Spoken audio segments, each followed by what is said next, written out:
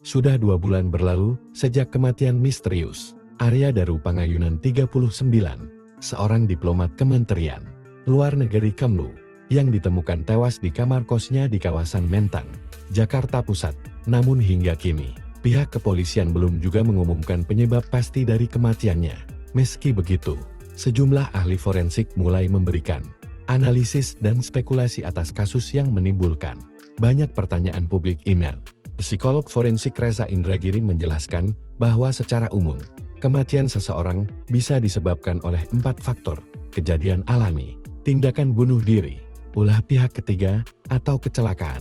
Namun dalam kasus Arya Daru, Reza mengecualikan 2 penyebab, yaitu kematian alami dan tindakan orang lain.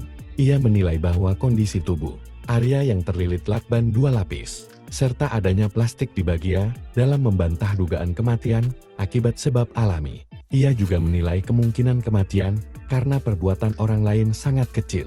Berdasarkan fakta bahwa plafon kamar korban tidak rusak, pintu terkunci dari dalam, tidak ada tanda keributan, dan rekaman CCTV tidak menunjukkan aktivitas mencurigakan.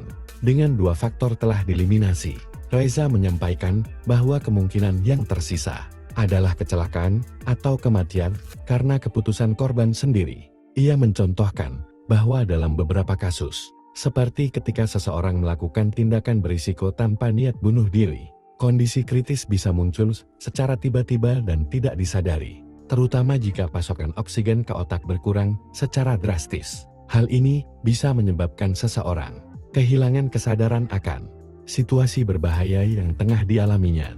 Namun, Reza juga membuka kemungkinan bahwa kematian Arya adalah hasil keputusan pribadi.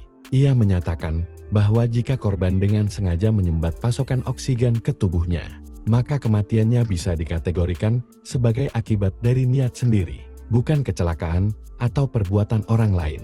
Untuk menelusuri hal ini, menurutnya diperlukan analisis lebih dalam terhadap perangkat elektronik milik korban, seperti IPAT, untuk mencari petunjuk niat atau motif.